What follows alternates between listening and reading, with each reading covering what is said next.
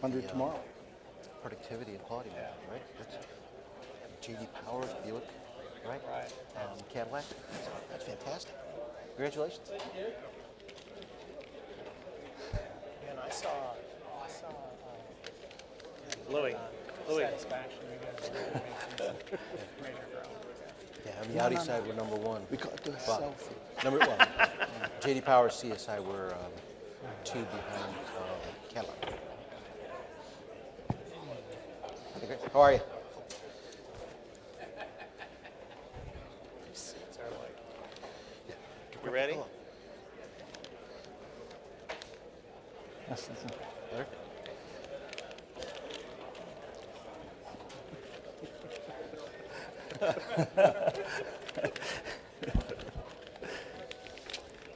Okay, if you can take your seats, ladies and gentlemen, so we can start the final session. I just tried to join the trend and take a selfie of the panel, but all I could see was myself, and I thought, yeah, that's fine.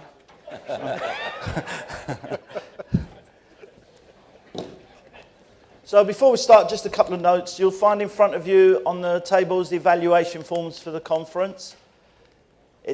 We keep saying this every year. Your thoughts and opinions are very, very important to us. We organise a conference, but we'd like to think it's your event, and we try to do as best as we can what you guys want, what your industry deserves. So please take the time to fill in those evaluation forms. They'll be collected at the end of the session. If anyone's sneaking out early, I'll notice.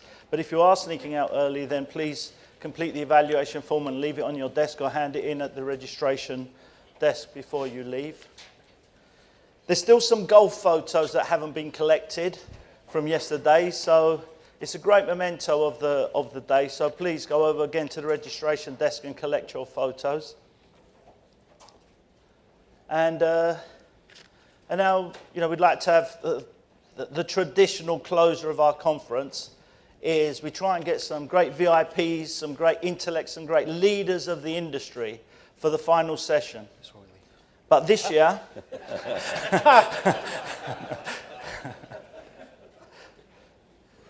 but we're very fortunate to being able to do the same thing again this year. The reason I've got a kind of lapel mic and I'm moving around the stage is we've introduced Finished Vehicle Logistics Live this year, so it's being streamed live across the world, and I just want to see how good the cameraman is at keeping track of me moving across. And apparently when I stand like this, I cast a shadow over the panel, so I apologize for that as well. But as I said, we've got a great session, a great panel here, and it ends up almost being like an interview, but it's your session, it's your panel. One of the kind of requests I get over the year is how do we reach these kind of people, this level of people? How can we ask this level of people the kind of questions we want to ask? Another question is, why didn't you ask them this question? Well, if you want to know why I'm not asking the panel this question, it's because you haven't told me. So you ask the panel.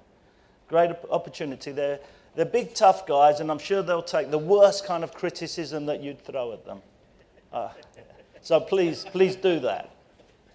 So the panel, starting from the near side, Bryan Burkhardt, the Director of North American and Intercontinental Vehicle Logistics for General Motors. Goel, Vice President, Parts and Vehicle Logistics from Volkswagen Group America. A young intern who's just joined our industry, Dennis Mans, Vice President of Logistics from American Honda. And I wish you good luck in this area. How's it going so far? Gerald Lee, VP of Vice President Vehicle Planning and Logistics for Subaru of America. Welcome, Gerald. And Steve Tripp, Head of Worldwide Vehicle Transportation for Chrysler. So I'm sure you agree it's a great panel. So, a lot of years of experience, a lot of knowledge, and a lot of responsibility. So it is a good opportunity to ask them some questions. So I'll start off a little bit with a couple of kind of basic questions, I suppose. One of the things is we've got a variety of reporting structures here. So something that's interested me is where should vehicle logistics report? So we've got, I think at General Motors, vehicle logistics ultimately reports up to purchasing.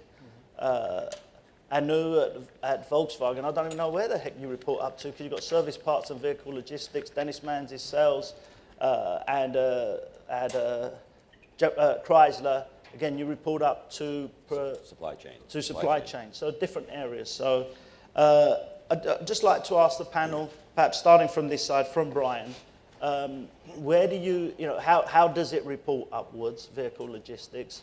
And is it good that it reports that way? And what do you think of, you know, the advantages and disadvantages of the way your report goes? So at GM, logistics reports up through global purchasing and supply chain. And, you know, I guess my assessment is it can work a variety of ways. I mean, it could report up through sales, order fulfillment, and I think it can work through reporting up through global purchasing. I think what's really key is that you've got the collaboration and the integration cross-functionally, so you're making total enterprise decisions. So I think it's less about the structure and more about actually having the collaboration cross-functionally to make the right decisions. Anu? Hi. For Volkswagen Group, we take a lot of pride in the distinctiveness of each of the individual brands. So you have the brand functions, and then everything else that people don't know where to put gets put into something called group. So we are part of the group functions. Parts logistics and vehicle logistics, finance, IT, HR, those types of things fall into the group functions. So formally, we report to the group, so we are support to the brand functions. Informally, we report to everybody. Right? Dennis, and All right. perhaps in one of the things I had this in my mind, and we haven't got anyone from Toyota up here, but is the idea of moving everybody together that Toyota are doing, and the benefits of having everybody kind of under one roof. But you know, what are your thoughts? What do you do at Honda? And what are your thoughts on that? Well, at Honda, you know, we actually report on the operations side of the business, and but how Honda kind of looks at it, everything in Torrance is considered sales, and you know, we have a very close daily operating relationship on the sales side, and so you know, constantly in contact with the sales side of the business, and frankly, it works out really well. Whether it's product launches or just daily, you know, sales activities, you know, we're in constant contact with those different business groups. So, so it's a close connection. Gerald? Jerry? Subaru of America is a distribution and marketing subsidiary of Fuji Heavy Industries. So I report to a senior vice president of vehicle sales. So I think I'm in the right spot. But like Anu, I mean, we have 620 dealers, 14 zones, 5 regions, including 2 independent distributors. So. And Steve, you know, I kind of think I had this discussion in Europe at our Europe conference that logistics is all about supporting manufacturing as opposed to supporting sales. So, you know, how do you report up? And do you think that because of the reporting structure, you end up supporting manufacturing and distributing what they sell, what they make, as opposed to supporting sales? So at Chrysler, our group is, over the last 10 years, we've changed quite a few times. We used to, at one time, we were part of a group called Procurement and Supply. So our top guy was really a procurement guy.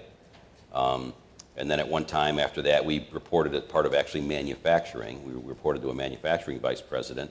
And that was largely because logistics has, you know, inbound and outbound. And so really, we kind of went with the outbound, and then finished vehicle just kind of went along for the ride because we were part of the same organization. But now we are part of a distinct group, supply chain management. And I think it's really a very effective place. I mean, because supply chain management starts with dealers and order fulfillment, and it goes to releasing parts to the suppliers, and it goes to moving those parts into the plants, and then ultimately moving the vehicles out. So we really are the whole supply chain, and I think it's been a great place to be. But I really also want to emphasize what Bryan said, that what's more important, or certainly as important as where you are in the structure, is kind of what your culture is, to the extent that you work with other groups, you know. And I think that's something that we've also done a lot better in the last few years as part of Fiat Chrysler. I mean, 10 years ago, we were very much a siloed organization, and nowadays, everybody in the company is worried about doing the right thing, and it's less important who you work for than what it is you're trying to do and how right it is for the company that you're trying to get it done. Just one thought to add on that, because you see everyone's got a slightly different approach to it, and they all work, and they got their pros and cons, and if there was one perfect one, we'd all have it. One thing that I don't think we give enough time to is where they report to is what's the career path for the people. So, where you get put tends to limit or create the opportunities for our organization. So when we put parts and vehicle logistics together last year, unless we're putting service parts in the trunk of the cars that we're delivering, right? Different modes of transportation, different expectations from the dealers and the customers for both functions, but you start looking at it and you say, can I open up some career opportunities between parts and vehicle logistics? Because I think people tend to get glass in, whatever you want to call it. Where do people go from the types of jobs that we have? Is it mainstream? I haven't met one person that would tell you vehicle logistics or parts logistics is mainstream in a company unless that's what they do for a living. So I think it does, if we look at it from that perspective, then you can have a debate on which one provides more opportunities.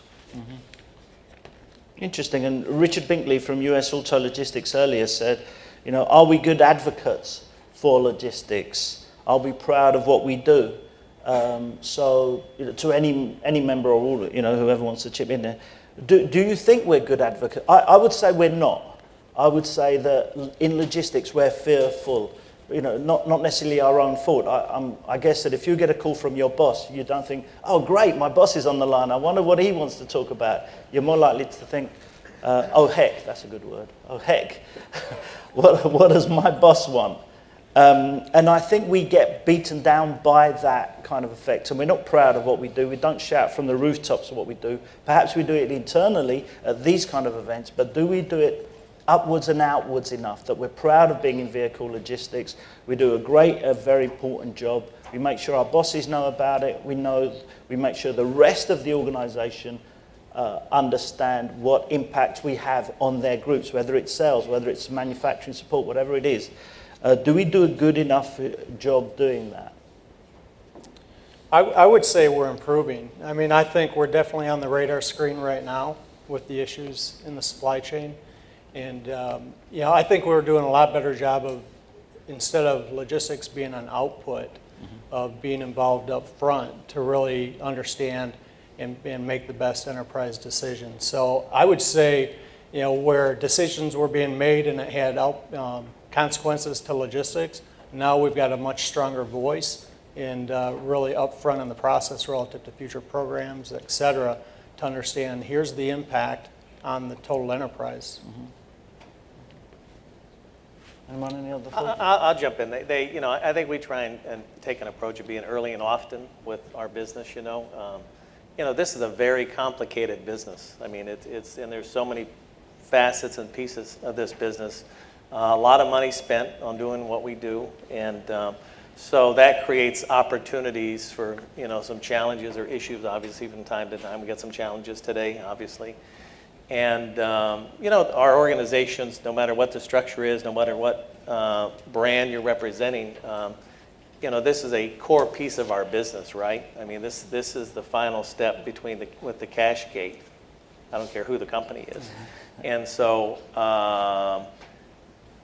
you may not see a lot of flags flying with this piece of the business, but the guys in the know, they know how important these groups represent at whatever the nameplate is. So, philosophically, with our core team, when we have issues, we want to be early sharing those issues with the right people, and we want to make sure there's frequency, because you'll have developments, frankly, within a day, not just within a week or a month. And so, so you try and make sure you're connecting with the right people within your group with what those issues might be, and that helps out a bunch. And it's, within our group anyway, it's noticed. I mean, we periodically, we'll get our Japanese staff president. He stops in on our morning meeting periodically, and that's, and it's not to really complain or anything. He just, I've had him stop in to say hello, see how we're doing. And for his position with all of his global responsibilities, that tells me, hey, I know where you guys are, and I just check and see how we're doing. So. Our dealers have been short product for 58 months since Cash for Clunkers. So There's really a lot of hard feelings about the lack of our ability to satisfy demand, and a lot of mythology out there in dealer land. So last September, my team met with our National Dealer Advisory Board of about 12 dealers in Chicago for a 6-hour meeting. And we ran through 180 slides of what happens from purchase order, sales planning and analysis, to allocation, distribution, and logistics. And at the end, our biggest detractors thanked us the most for educating them, because so many things that they thought were happening were not happening, and the reasons why we do things are really logical and beneficial to everybody. And the rest had fallen asleep after all the slides. But one of the best ideas I heard was at Shanghai Volkswagen, and as we're on live streaming globally, if you're watching Mrs. Xu, ni hao. But what she did, she had a 3-day logistics conference, but it was internally for Shanghai Volkswagen. The first day was for her group, for her group of the logistics executives, that said, this is what you do. This is the impact you have on the rest of the company. Congratulations and well done for having that impact. And their team felt really proud of that and really enjoyed it. The second day, they did the presentation to other sectors in the industry, to manufacturing, to sales, to finance, and made that presentation, said, this is what logistics contributes to the whole company. And then the third day, they made a presentation to the board of Shanghai Volkswagen, to the very top, and again explained, this is the value that Volkswagen, or the logistics adds to Shanghai Volkswagen. I just think that's a great idea, because it's that, the feeling of being, battered, of being the victim sometimes that we sometimes feel. And I just think that was a great idea and something that we should all somehow try and do. If it's not in a 3-day event, it's not easy to do that. But I just think it's something we should do on a regular basis to remind our own teams, the rest of the organisation, and very much the board. We do a road show where we go out on the road to all of our sales offices, and it's kind of an annual activity. And so between Honda and Acura, there's 17, sales groups, and so we kind of do a little logistics 101 with those teams, so they better understand how that product gets to that front door. And we've done it, I guess, 3, 4, 5 years now, and it helps a bunch. So these people understand, when stuff is flowing, how it's flowing. When it's not flowing, what are the obstacles that's creating that? And frankly, from a communication standpoint, it helps us internally, where they put names and faces together, and it gives them those contacts. And so that's been a great activity within our group. I guess to your overall question, I think part of it, we're 40% of the company's headcount and cost base. And that's, I think to a certain extent, we're our own worst enemy. Ever try to explain to a grown-up or a salesperson why they have to get you the allocations by the 24th or 25th of the month to make the month a number? Or explain to someone on the 28th of December when you're trying to pay 3 to 6 times the going rate and you can't get the trucks to get out for the year-end deals? And everyone says, don't make stupid decisions, but then you turn around and you make stupid decisions, right? You'll work overtime, you'll pay premium to get cars out on the 30th or 31st before the system closes at 11 o'clock at night. That wouldn't have cost you anything if it went on the 1st. So I think, and plus I think the patience of the people we report to, depending which function you're going through, is probably about 30 seconds, right, for what you do. I mean, it's the reality. So what you got to figure out is, how do you use those 30 seconds wisely? You ever see that commercial that's out there? I think IBM did it. Guy walks in with a book that's about yay thick, talking about green to the CEO, and the guy's just falling asleep.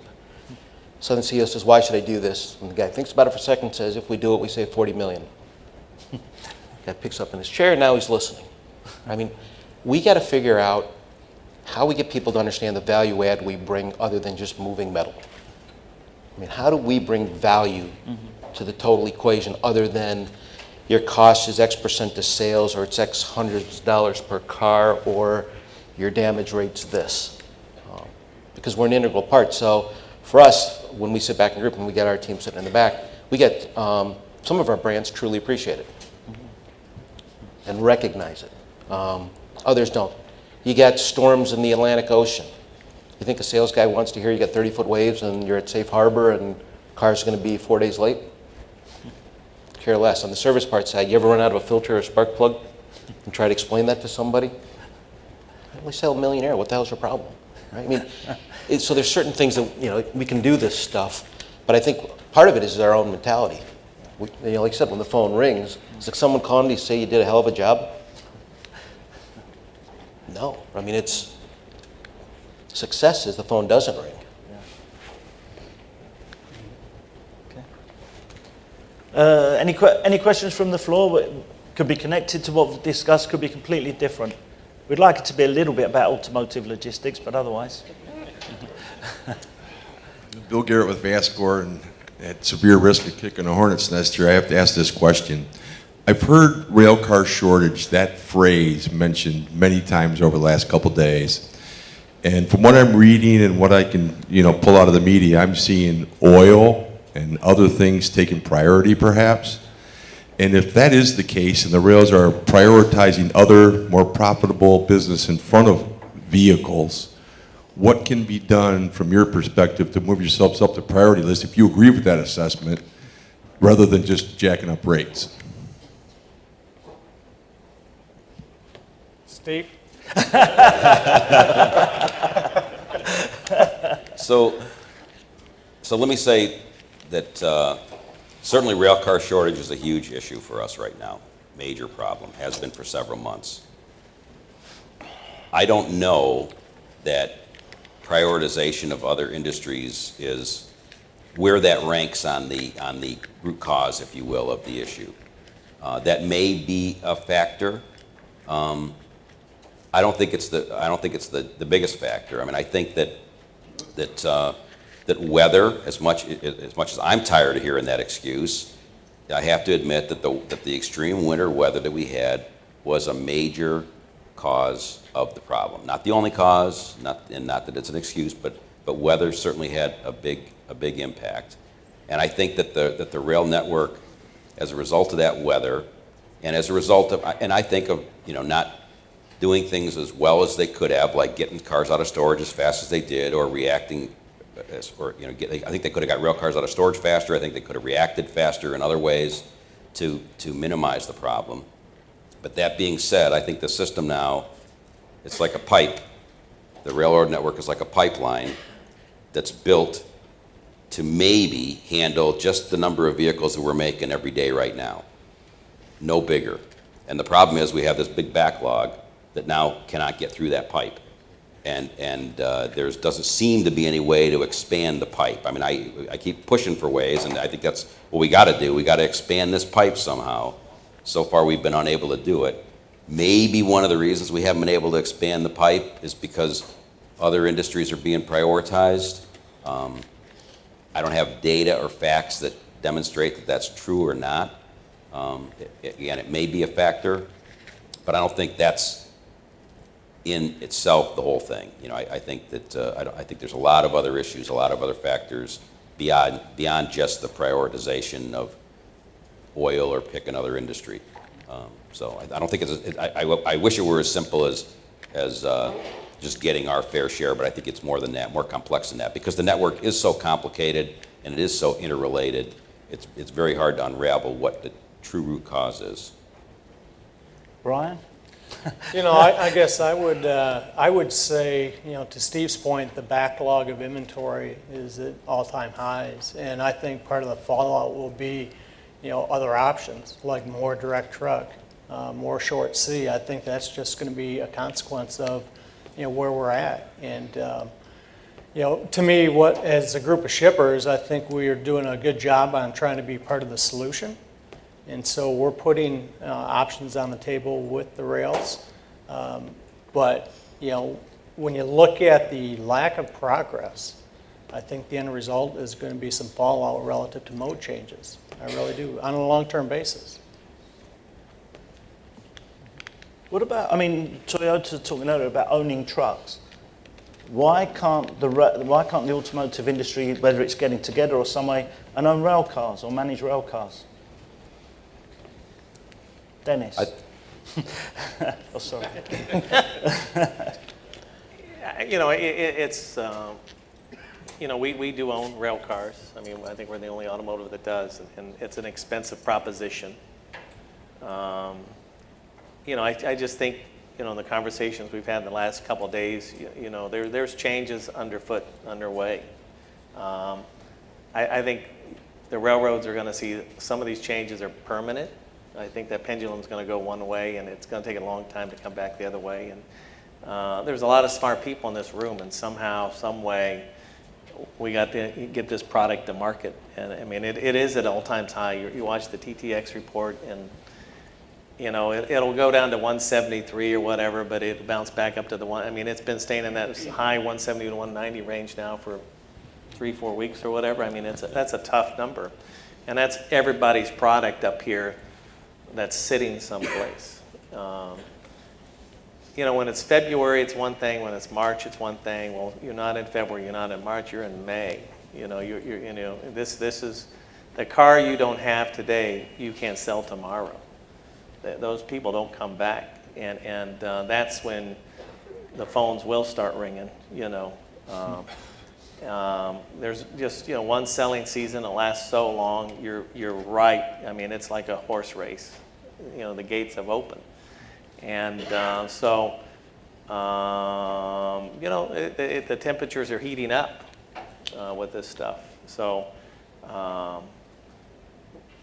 You know, if this was tomatoes and vegetables, this stuff would be rotten, you know, and there'd probably be 5 other guys sitting up here next week. But they, you know, we got to figure out a way to lower this number, to move this number, and you know, I need solutions. I don't need weather reports. I need solutions. I don't need excuses. I got to move this stuff, and we have them, and it's a we thing, you know, because we have great partners, and the partners, collectively, we all have to figure a way to get out of this deal. And you know, the answer is don't wait till July and shut the factories down with your normal, you know, July shut. That's, to me, that's a tough answer to give your boss and, you know, this kind of deal. So, but that's kind of where we're headed, right?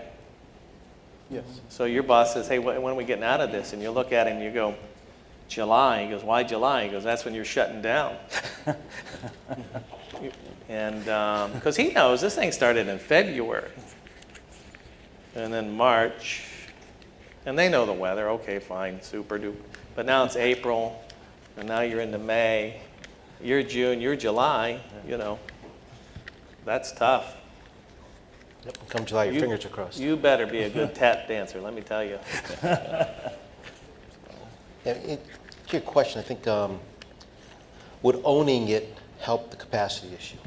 It might help the prioritization issue, right? And then you always ever sit in a room and anyone asks you, is that your core business? And you got to ask yourself as well, we do core business. And that's when you get into the 3PL discussions. But at the end of the day, to me, the reason, it may come to that at some point. Right? Just depending on how bad it gets or if we think we can do better, which I don't think we can. But would we invest in it? I mean, you guys all got CapEx budgets, right? You ever try to go and ask for more money, and if you got to maintain a fleet or do something like that? Last couple of days, you heard about some of that stuff. Legislation, how good are we at that? So there's people out there that are better at this than we are, right? That's who you typically partner up with. You just got to figure it out. I don't think us doing it fixes it. And I think that's the key. Us doing it doesn't fix it, in my opinion. I mean, I think that if we thought that buying rail cars was the panacea that would solve this problem once and for all, I think it'd get a lot more serious consideration. But the concern would be, I mean, if we owned all the rail cars instead of the railroads, if they don't move fast enough, it doesn't matter. I mean, if they don't have a locomotive assigned to pull them, it doesn't matter who owns them. If they're not moving, they're not moving. So we just, I think that it would be one of those kick the can down the road kind of things, where we'd embark on some 5-year plan to buy all these rail cars, and 5 years from now we'd find ourselves right where we are today, except we would have just shifted the ownership from one hand to the other, and we'd still be in the same soup. I think the root cause problems have to be figured out, which is how do you make the fleet more efficient and effective, regardless who owns the cars. So power, track, and crew are key. If you drain the swamp by July 31st and see how far it fills up by October 31st, when there's no winter weather. I mean, what's concerning for me is, typically Q1, it's always an issue. And so we see a spike in inventory. And then you see the recovery. And we're just not seeing that this year. And that's what's really, the trend is not showing recovery. And so to me, it's really important when you're in this situation that you're in a crisis and you've got to figure out, work together to get out of the crisis. But ideas like Mike Riggs presented relative to the legislation changes, I think, I would challenge the railroads to really say, hey, we're in trouble and it's going to take a team effort to get out of it and support that, or at least not oppose it. So I just think at the end of the day, we can't keep running the same play because we're not seeing recovery, and we've got to, I had to present to our manufacturing VPs yesterday, and on Friday, I get to report to all the brand VPs.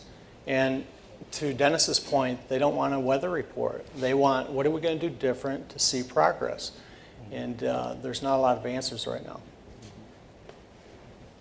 Are we better, or are you better at coping with issues, coping with the weather and somehow and capacity issues, and kind of getting through the year than actually finding solutions? Capacity, forgetting the weather this year, capacity is a perennial for our conference. We somehow get through. If we reach 15 million, we'll never cope. If we reach 18 million, we'll never cope. We don't find, it seems to me that we don't find solutions, you just find ways of coping with it. Is that a fair comment? That we don't find solutions, we just get better at coping with the problems? I'll take a shot. I think we're very good firefighters. Yeah. Right? We'll figure it out. Right? I think the bigger question or answer to that is along the lines of, if you anticipate problems and you take them up front, I think as you mentioned earlier about transparency, getting in front of it, are people willing to invest in what you think needs to be done to avoid a potential problem? And that takes a level of faith. It takes a level of credibility. Right? What you're talking about is a realistic possibility and a risk to the business. To get someone to give you time, resources, people, or whatever you need to do to avoid getting in the problem. But I think in general, everyone's pretty good at getting out of it. Ever watch the movie Kelly's Heroes?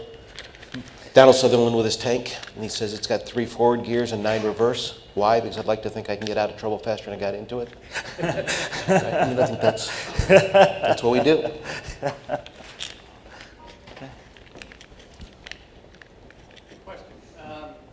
Sorry, can you bring the microphone to...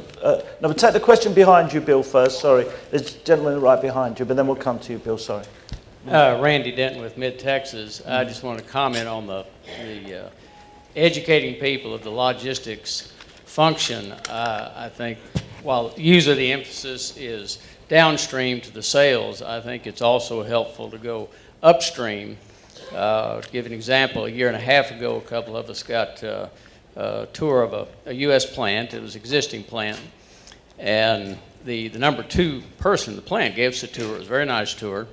And after we got there on the inside, I said, well, I'd like to see the truckway operation and the rail loading. And he hesitated and finally said, well, I've been here a long time, but I've never been out that door over there where the cars go. So this is the truth. And they had an inventory problem of vehicles out in the yard. But he finally agreed, and so we kind of toured that area, and then I became the tour guide. I was explaining to him how all this worked and why it was laid out this way. So I think educating back up the stream would be helpful as well. Yeah, very good point. Good point. Any comments on that? I would just say one of the things that we're trying to work on is with our manufacturing group is to really get the quality hold process more standardized.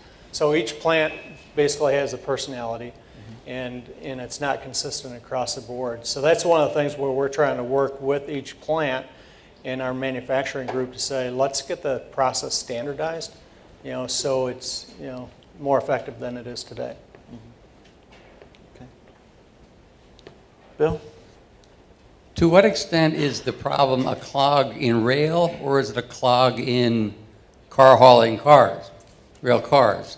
And if it's a clog in rail overall, are you seeing shortages on the inbound logistics side of raw materials? Bryan? Yeah, I don't have inbound, I just have finished vehicles, but I think, there's more options on the inbound side, so we're not seeing the, as much pressure there. Steve, And you've got I'd say both. Bill's exactly right. I also am just outbound, but the inbound guy sits pretty close to me. Yeah. And I would say that the difference between inbound and outbound is that when there's a problem on inbound parts, because you have more options, you tend to expedite around it. Right. And then once the system comes back to normal, you're back in shape. I mean, the problem we have is that we can't expedite 100,000 cars at this point around the rail network, and so they're still there. Again, on a day-to-day basis, for the most part, the system is shipping about as many cars as we all build. I mean, the inventory is not getting any bigger, it's not getting any smaller. So the rail network at this point is shipping about what we need it to in terms of finished vehicles, but it's the backlog that we can't get rid of. And in the case of inbound, you can't have a backlog, because if you're a day late, the plant goes down. And frankly, and if that happens, that takes care of your problem too, to some extent. I mean, either you keep the plant going by expediting around it, or you shut the plant down. But either way, you don't have a big backlog of parts to ship. So they're kind of apples and oranges, and for that reason, I would say that the inbound parts flow on rail is now okay. What about, do you work with any other industries to learn from them, to find new ideas? We had a session at one of our other conferences where people who used to work in logistics, in automotive rather, were starting to work for other companies, for retail stores, for fashion and so on. And in fact, we even had the strange situation of Amazon coming to an automotive logistics conference to see what they could learn from automotive logistics. But that tended to be inbound. What can you do? Bearing in mind, finished vehicle logistics is a kind of very specialist industry, but what can you do to learn from other industries? And do other industries come to you guys and see what they can learn from you? Yeah, once again, we got both service parts and finished vehicle logistics. I think there's a lot more of it on the service parts side. Mm-hmm. So, with the Carlisle benchmarking, we're dealing with heavy equipment, we're dealing with the airline industry. One of the things we've started doing on that side of the business is working with pharmaceuticals, because if you want to develop a sense of urgency, right, not have a back order, keep a car in a lot, expiring parts that have a shelf life, what industry better to work with than pharmaceuticals? So I think we do more of it on that end. In terms of on this side of the business, I haven't really given that one a ton of thought, but there's got to be something. It's, the session earlier today about innovation, I thought there were some interesting ideas. But you ever sit down and have a conversation with your boss about innovation? Right? And then, in our performance reviews, you get ranked 1 to 5, right? 5 being great. You typically get a 3 or 4, and if you want to piss your boss off, ask him what it takes to get a 5. Yeah. Right? Well, So you're you on can't camera explain it now, to so why don't you ask him? Yeah, yeah. He was here earlier this week, right? Yeah. Hopefully the ticket on the way home still works. But that's, to me, it's on pricing, right? If you just take a look at either vehicle pricing or service parts pricing, the OEs have captive parts and they have competitive parts on the service side. If you truly want to grow your business, go hire someone from Napa, AutoZone, Pep Boys. They're out there every day trying to figure out how to take your service parts business.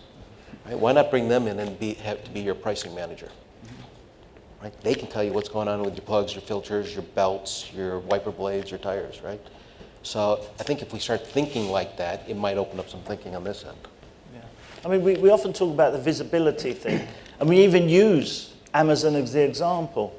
But has anyone actually spoken to Amazon and said, do you think there's anything we could learn from you in tracking and tracing and the visibility of a car? Or is that just an expression that we use? We wish we were like Amazon. End of story. Let's not ask them or let's not talk to them. The other one's Tesla. Yeah.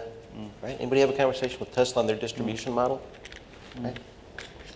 I've talked to them a couple times. Yeah. It's a completely different way of thinking, and the barriers that we think are there aren't barriers to them at all, because they don't consider them barriers. So I would say, Amazon specifically, no, but over the years, we've benchmarked with Dell, with Walmart, and we certainly, and then we have providers like UPS or Ryder who are familiar with these various other industries, who we use as a window into those other industries too. So I think we do benchmark some directly and indirectly, probably more on the inbound parts side, the finished vehicle guys less so. But I would say that the way we get the cross-fertilization of ideas into outbound is the way we move our people. I mean, I was just sitting here thinking about our department, and there's 20-some people in my department, and I'd have to count them to be sure, but I think there are 3 of us that have been in that department for 5 years. I mean, the other practically 20 people are all new to outbound logistics in the last 5 years, and so they bring with them the ideas that they learned from inbound or that they learned from production control. So I think that we get a cross-fertilization of ideas that way. I think there's probably still more benchmarking that could be done. I mean, I think that guys for us to benchmark with might be guys like DuPont. I mean, chemical shippers, people that are heavy users of rail, or and to me, I'd look for industries that have variability the way ours do. The parts guys might be much more constant because the plant builds 1,450 vehicles a day, like clockwork, every day. You got to ship 1,450 in, or 1022, 964, whatever the day rate is. For us, because of our hold issues, we sometimes have more variability than they do. So I think it is worth looking to try to find some industries that have high variability in volumes and heavy uses of rail. And if anybody's got recommendations on companies like that to talk to, I'd be happy to hear about them, because that probably would be some good benchmarking opportunity.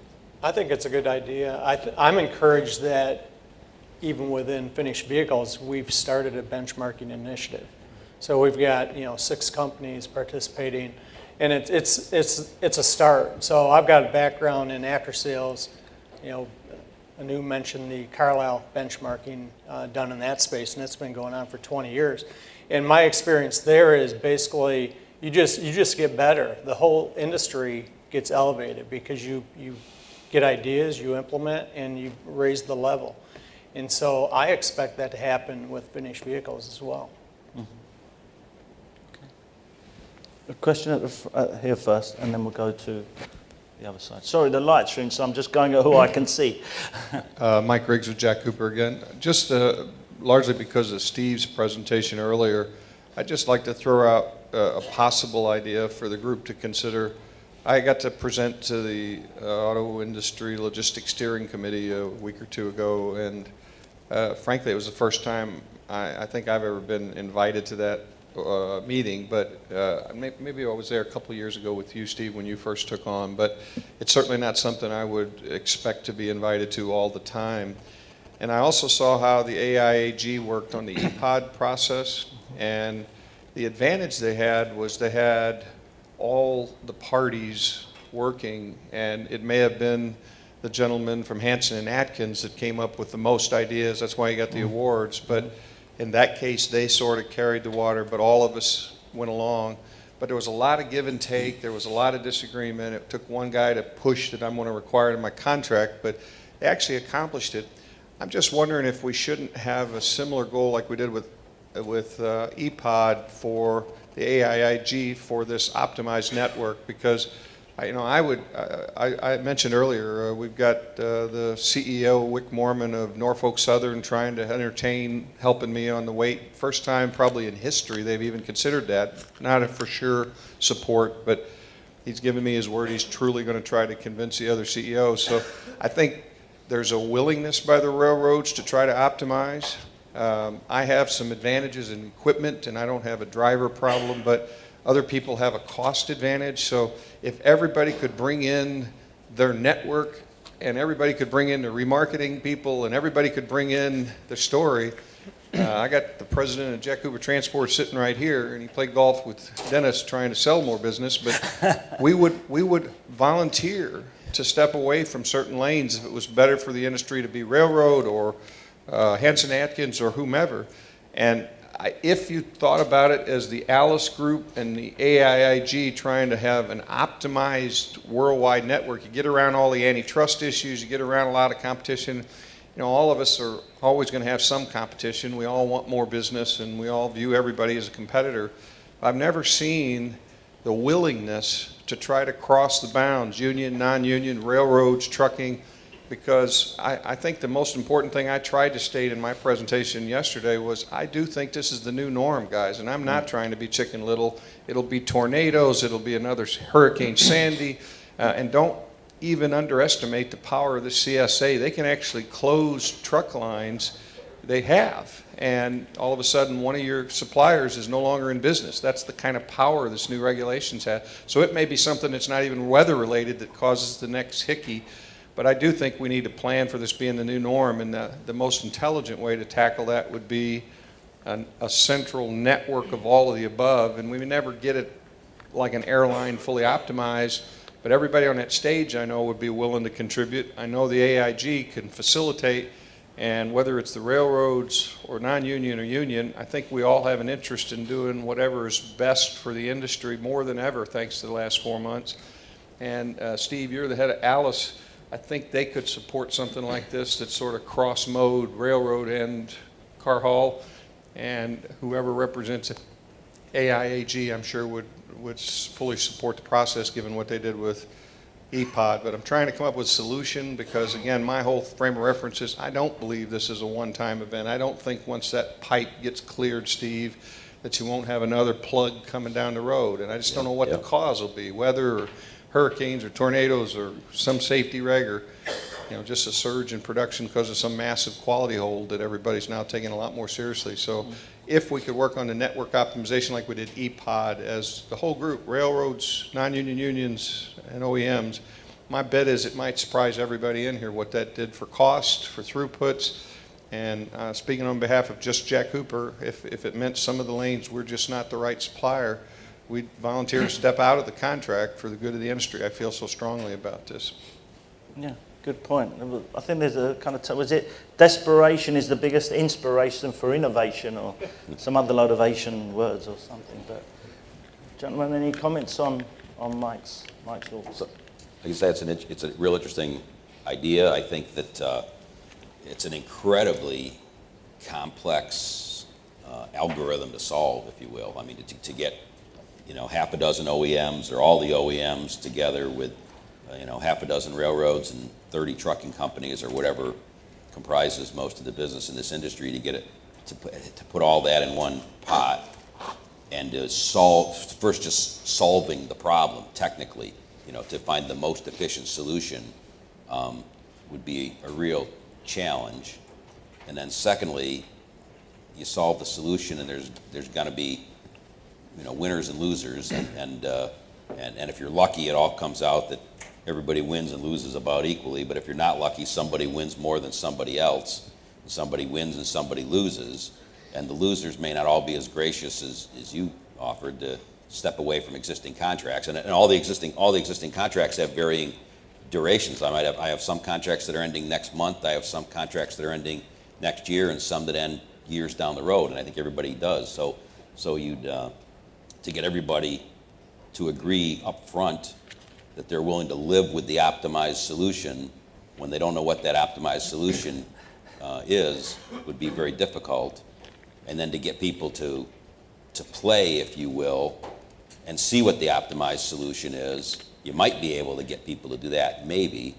But then they play, and then they see, oh, I'm one of the guys on the losing guys. I'm now I'm withdrawing from the puzzle, and then so you have 50 players, and 8 of them just withdrew from the puzzle because they lost. Now you got to run the optimizer again with the remaining 42, and now 4 or 5 of those guys lose and they pull out. So I mean, it's a really interesting idea, and I don't want to dismiss it out of hand. I'm just thinking out loud, but I certainly it would be a very, very challenging issue. Not one. I mean, I think it's one that's worth considering. But I think everybody has to go into it with their eyes open and acknowledge how difficult it would be before you start down that road, so then you don't get disappointed at the end.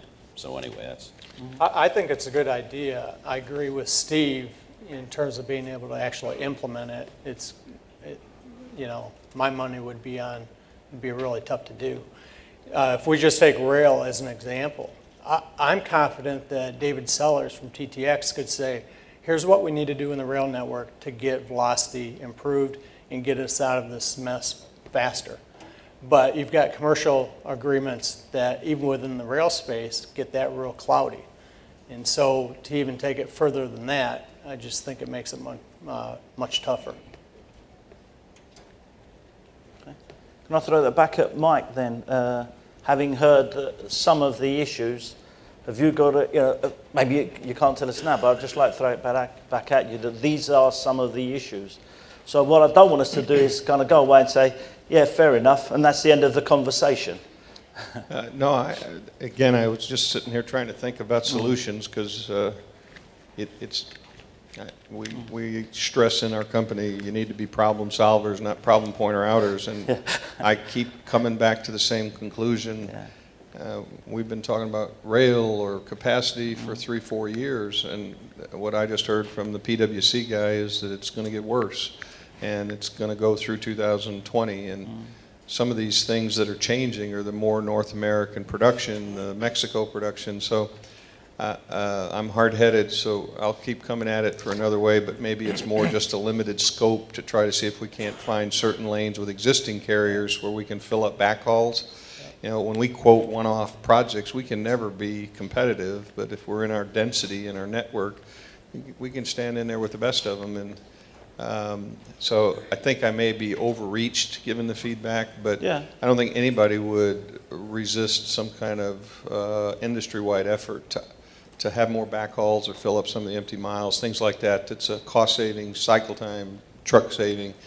But I do fully understand both the loss of business and the paradigms that it's very complex, and I certainly didn't mean to simplify it, but let me rethink, and maybe I'll make a proposal to Steve on just a more simplistic, here's 3 or 4 lanes that we might be able to save Volkswagen some money and or Honda some money, and but feedback well received.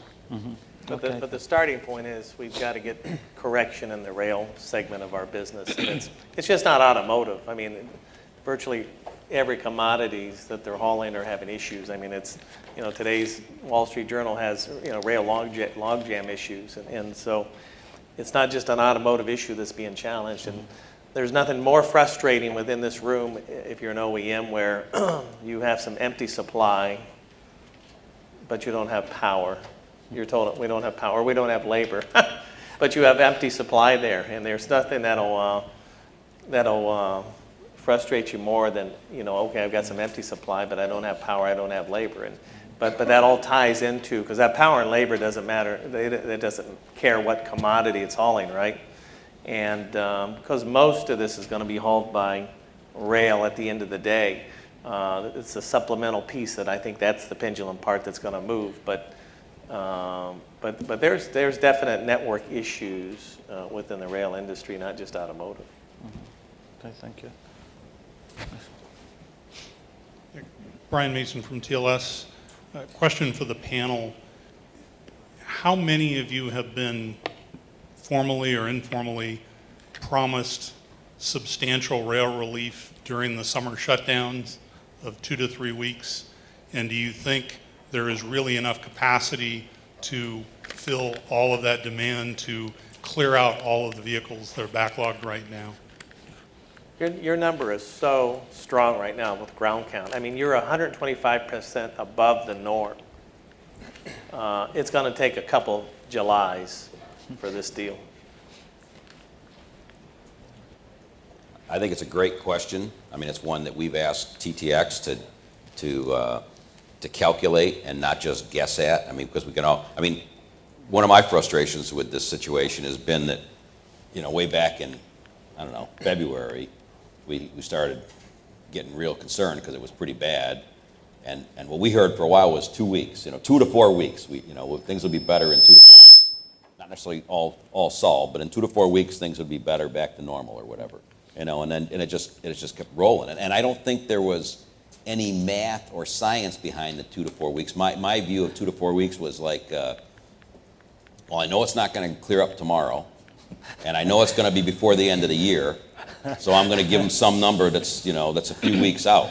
That's And what viewers tell customers. And that's kind of what it felt like. It felt like, and now it feels a little bit, and I think maybe that's the point of your question, is that now what we hear is, okay, summer shutdown's going to solve it. Well, does anybody know that, or does everybody just hope that? And I think it's a somewhat solvable problem, if you will. It's a number you can calculate, I think, and I've asked TTX to calculate that. I haven't got the answer back yet, but I know they're working on it. And let's hope there's some math behind it that says that we can indeed get out of it in the summer. If not, because if we don't get out of it this summer, then it will be a way of life, because Q3 and Q4 will all be behind, and then January it snows again, and so we can just all talk about the new normal. This will be the new normal, unless we find dramatic ways to move a lot of stuff around it. Big time short C, big time direct truck. That's where we're headed. Summer doesn't last forever. And so if we don't get this stuff to market, summer's over, right? Yeah. And now you're back into the slower selling season, so. But we are back to the 16 million market where we were for a decade, and we did have shortages during that period. And how many rail cars were deracked? How many truck drivers have left car hauling? And you've been preaching this for how many years? Yeah. So, surprise. I mean, we talked about innovation. We're an industry that has innovation in ships and innovation in rail cars and innovation in trucks, and now we're captive to that innovation because you're not going to just load cars on a flatbed truck and deliver them. So in the case of inbound, you've got all sorts of options, but we have limited options, and so if we change mode from rail to truck, if you expand your truck radius, can the truckers handle that? Or if you just caused a secondary problem, it's just as bad. But if you have we talked about quality holds. If you have a quality hold and you have an opportunity to ship a lot of cars to a railhead and you dump the puck in that railhead knowing that you're going to tie up that railhead for a week, should that be allowed by the railheads? I mean, should the railroads pull your product? Or should they say, no, we don't think you have the trucking capacity to really handle that, so we're going to meter your cars out of your yard and on the rails? Everybody's under such pressure in a stop ship situation to clear out the marshalling yard. That we celebrate. Thank God we cleared out the yard, and we don't worry about the downstream pollution. But as an industry, should there be a standard of we have to? It's going to take 2 or 3 weeks for us to clear out a 3-day hold or something like that. From my perspective, I don't think the holds are a big part of that downstream problem, and here's why. So let's suppose I do hold, 10,000 vehicles at origin. That's a lot. First of all, I can't ship all 10,000 in a day just because there isn't the physical capacity to load that many. It's going to happen over a period of time. Secondly, I use 50 different rail ramps around the country, so those are dispersed all over the place. I'm not dumping 1,000 vehicles into one location. I'm dumping an extra 100 into this location. Right. I'm dumping an extra 200 into that location. And then thirdly, we have a pipeline, so we see those coming 10 days ahead of time, and we frequently, I'm not going to say we're flawless, but we frequently put capacity in place to handle that. So I'm not saying it never happens, but I think that the issues that we're seeing at this point are so dwarfed by the rail problem that I don't want to say I don't have a haul-away problem, but by and large, I don't have a haul-away problem right now. I mean, I have haul-away annoyances. That's the least of your problem. Yeah, I have haul-away annoyances. Okay, yep, someday I'm a little bit behind at this place. A few days later, it's cleaned up. Some days I'm a little bit behind at this place. A few days later, it's cleaned up. I don't have anything. Those aren't your big gaps. Yeah, exactly. Yeah. But I don't think we should say, are we coming to the new norm? This is the new norm. Are we burying our head and kind of saying, if rail can do this, and if this happens, and if the forecast that they're giving us, which we're not sure if we really believe anyway, then everything will be all fine. Are we the ones who are, or are you the ones, are the car makers the ones who are burying their heads in the sand and kind of saying, I hope this happens and we'll be all right? When, we don't really think it will be all right. What else are we going to do? Or are we captive to this? They're big things that you ship around. It does need rail and specialized cars. It does need trucks and specialized trucks.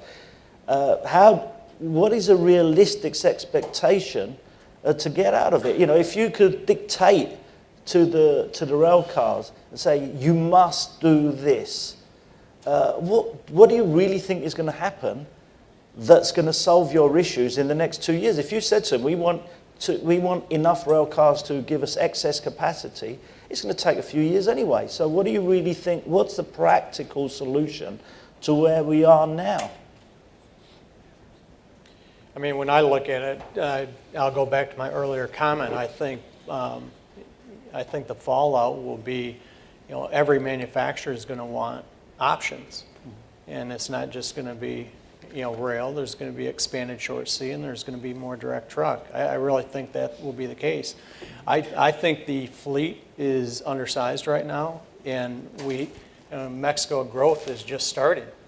And we all know what the growth looks like for Mexico. So I just think it's going to be a more balanced solution across the board.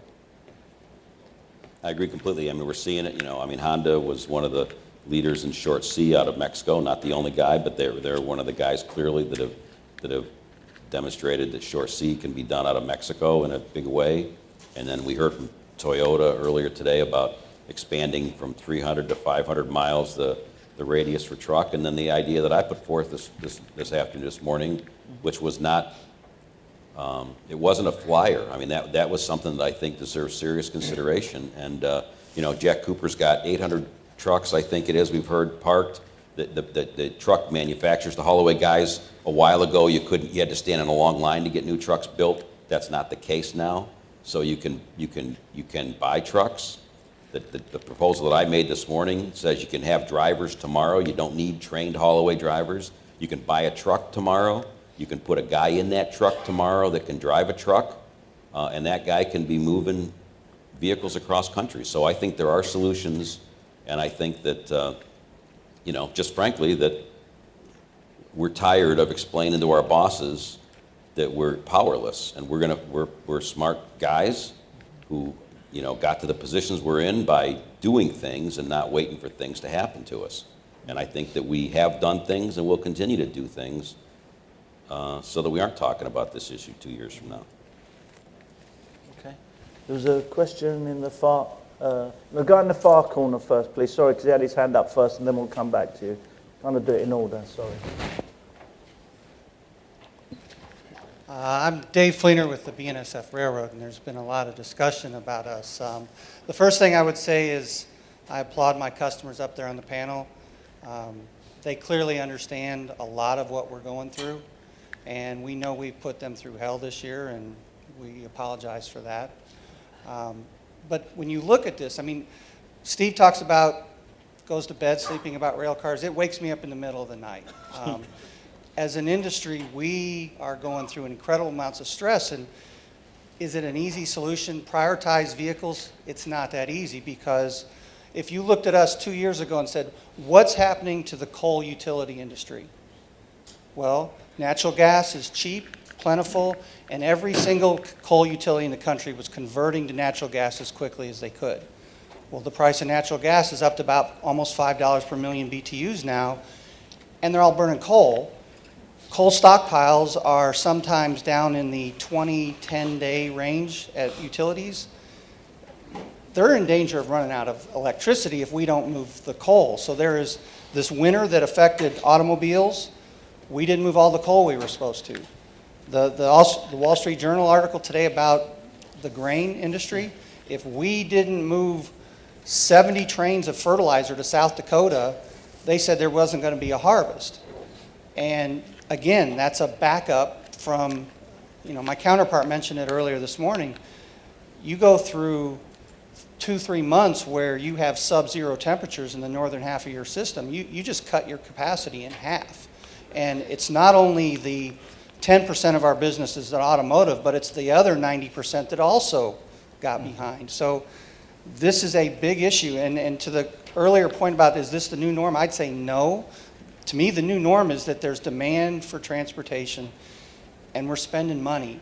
We're spending $5 billion this year. We're spending $1 billion between St. Paul and Montana. And why is that?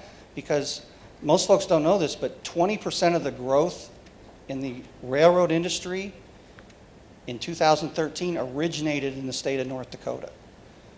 And so does that mean we're prioritizing? No, but what we have to do is we have to invest. We have to spend billions of dollars, and we have to be very thoughtful. You go put double track main line that costs you $3 billion over the course of 5 years, and then if that business goes away, you have a stranded asset. That's a big risk and a big gamble. So I would say what we have to do as an industry, and you see what we're doing, we have record levels of capital spending. We have to spend the dollars. And Steve's point earlier about innovation and ways to handle the business is dead on. There's going to be different ways to move vehicles to market. We understand that. Dennis's point about the pendulum swinging, that's happening. And we're going to react to that, but it's not an easy fix. It's not going to get fixed in the next few weeks.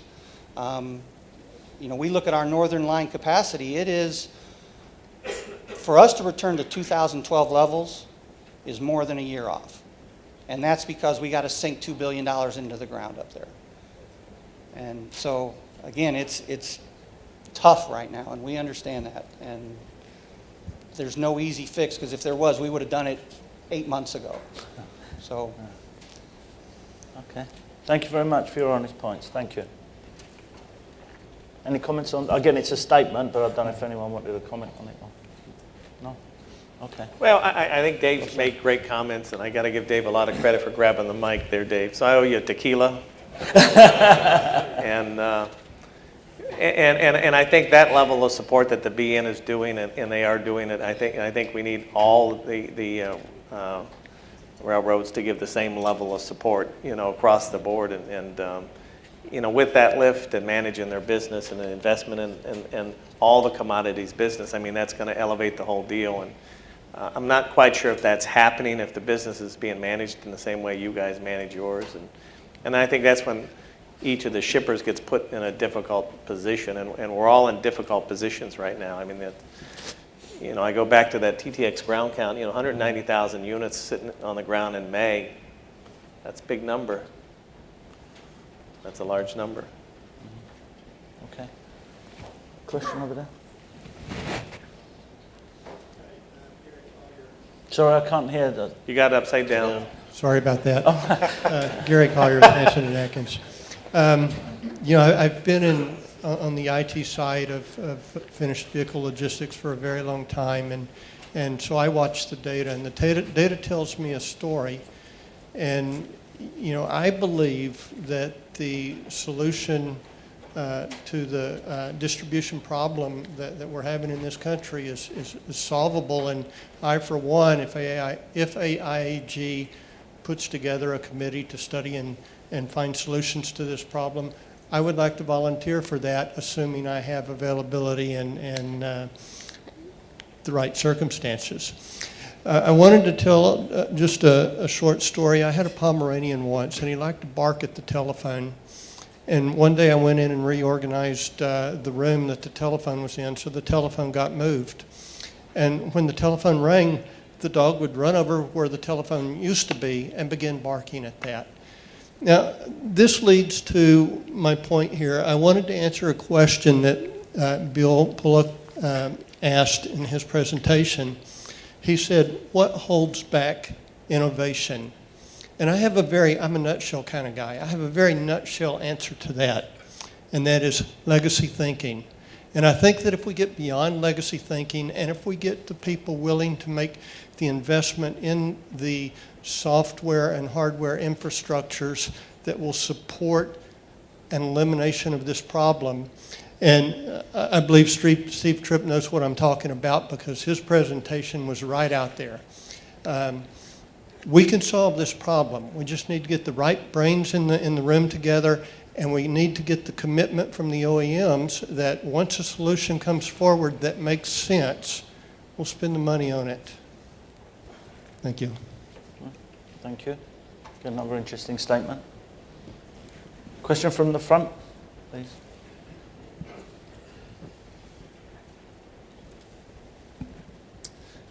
So, yeah.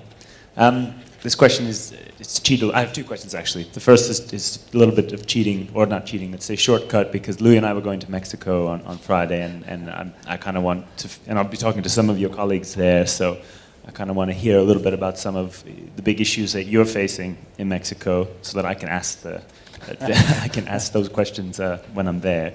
So particularly from those, you know, we heard a lot from Dennis, obviously, yesterday, particularly perhaps starting with GM and Volkswagen. I would say, you know, actually from a rail supply standpoint, Mexico has been kind of a bright spot for us. You know, UP's done a good job of protecting us there, and it's more the Midwest opportunities. I would say when you look at Mexico in general, the vandalism that was talked about earlier, that's a big issue for us. And then to me, the impact that Mexico is going to have on the rest of the network is my biggest concern. Thank you. We're obviously just getting into it with the Q5 plant going down there. I'll tell you from my experience dealing with Mexico, communication. I mean, you can set up the physicals and you can do it and you can work on that stuff. You ever sit in a room when someone does this and you believe they just agreed they're going to do it, right? It means they heard you, right? So I think it's a cultural change for us in dealing with them down there. We'll work through the physicals. I think it's just, we have the same thing with our European colleagues, right? There's just a different level of communication that's required and understanding. So I think that's going to be the bigger challenge for us. Jerry? I guess I agree largely with what Bryan said too. You know, Mexico railcar supply has been a bright spot. But I think that maybe an issue there is port capacity, particularly Veracruz. You know, do they have the capacity at the ports to support the export volume that's going to be coming out of, that is coming out of Mexico today, and it's going to continue to come out. So to me, I think that's an issue. I think it's a very solvable issue, everything from changing to another port to expanding existing ports. So I think it's a very solvable issue, but that's an issue nonetheless, I think, that they need to address down there. I think the Mexico deal is going to go and grow at the same parallel as the government support. You know, you can't operate down there without that government support, and there's infrastructure needs down there and capacity needs and what have you. And these, you know, it's way early on with this explosion, and so that the rate of that growth is going to be at the same parallel as that government support. And you know, they just had the change in the political parties down there. Those guys are now in place, and now that that's kind of stabilized a little bit, to be honest, we've seen a lot of increase and pickup in the pace of that support. So that's encouraging. And just sorry, another question, particularly for Bryan, because GM has some pretty big cost-saving targets, which put across the logistics. I mean, I think it's $1 billion. You know better than me, obviously. And I wanted to know what you kind of see as potential, particularly for vehicle logistics. I'm assuming it's beyond just hitting on rates and negotiating cheaper prices. So, what sort of investments in facilities or optimizations? Any particular things you're looking on, working on? I would say the biggest enabler to achieving our target is really more on the inbound side in terms of getting suppliers localized closer to our plant. So that's a big focus that's being worked on. I would say on the finished vehicle side, we're actually growing our network design team. So it kind of gets to Mike's point where we think there is a lot of waste in the network, and to the extent we can do a better job of engineering that, we'll actually take out waste and save a lot of money.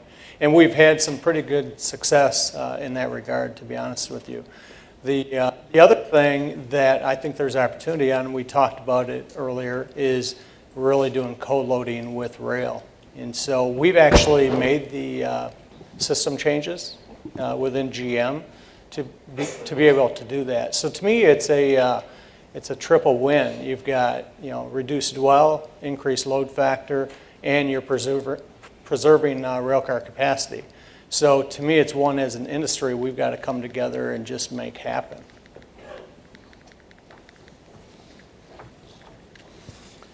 Any more questions? Okay, well, I think we've come to the end of the discussion there. So, firstly, I'd like to thank the panel for once again sharing their views honestly and openly. Thank you.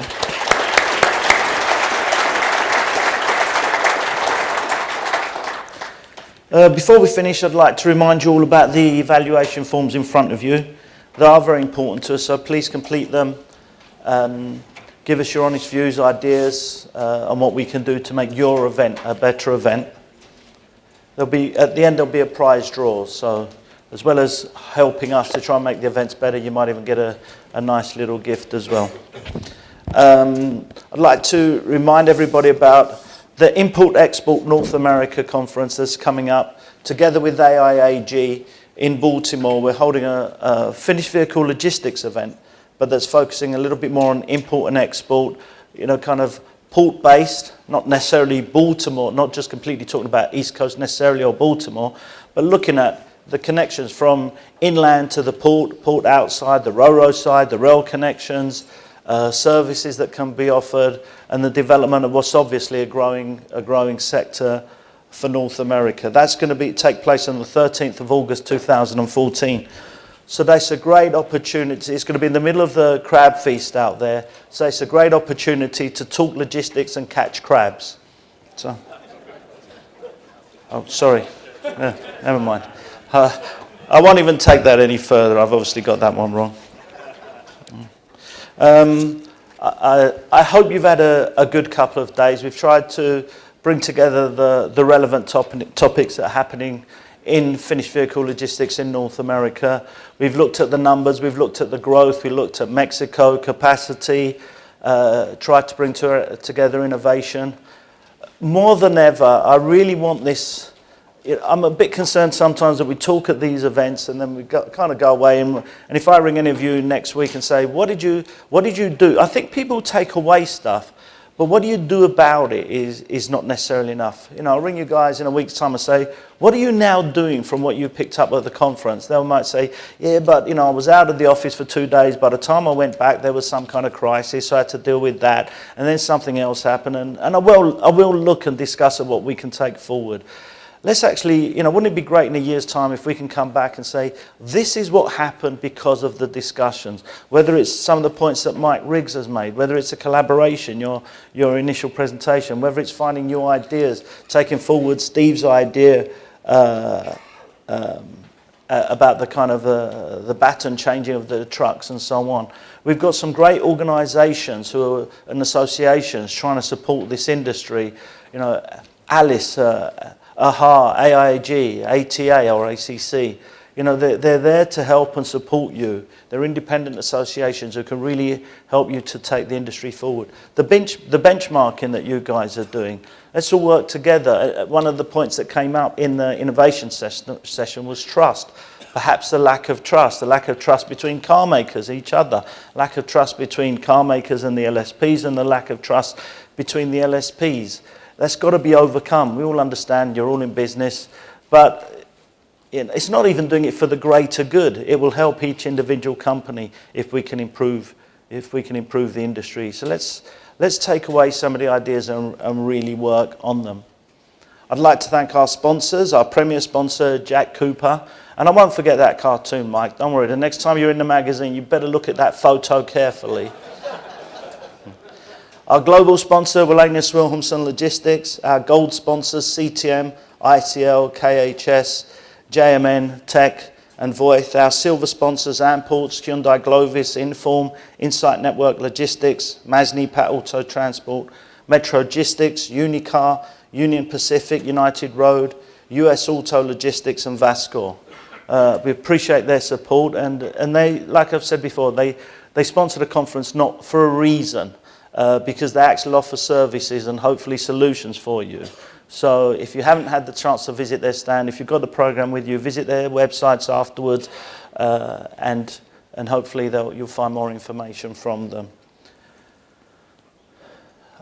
I don't know if we've collected the evaluation forms.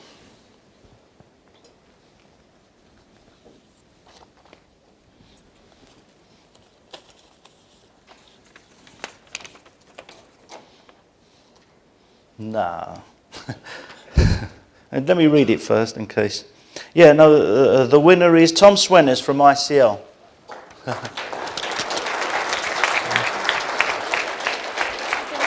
right. There you go. Yeah, thank you very much. Thank you, always. Thank you. Thank you. So Chris mentioned earlier that at the end of this week we're going off to Mexico on another fact-finding mission. I was quite pleasantly surprised that some of the Mexicans here and the Spanish speakers were saying, Louis, you're tonto. And I thought, that's fantastic. I think it kind of meant, you know, I'm someone who's always going to be by your side, someone you can rely on, someone, when you're in trouble, you can call Louis because he's tonto, until I discovered that tonto in Spanish means moron. So that was a bit... So, but it was nice to know that the Spanish speakers think of me just like you all think of me. But thank you very much for your support. Thank you very much for all the car makers who contributed. Thank you for their time and their thoughts and the open discussion. Thank you very much to the associations. Thank you very much to the logistics service providers of all different IT and damage and trucking and rail and so on. It's your event. We appreciated your participation. We appreciated, perhaps more than ever, you know, a bit more interaction from you guys. We've said before that it's amazing how this is the shyest group globally for contributing to discussions and having open discussions. But I hope and think it was a little bit better this year. And we look forward to seeing you in, you know, perhaps in Russia at the end of June, maybe in Baltimore, the Import-Export North America conference that we're doing in association with AIAG. Automotive Logistics Global's back in September. October is a finished vehicle logistics event, especially in Europe. So we're doing that in association with ECG, the European Vehicle Logistics Association. Perhaps there should be, you know, more interaction, understanding of what's happening in Europe and North America. November is Automotive Logistics South America in Sao Paulo. December is Automotive Logistics India. So you're welcome to join us anywhere around the world, but particularly in Baltimore and in Detroit later on in the year. I hope we can see you all again. But thank you very much for all of your support, and I hope you've had a great event. Thank you very much.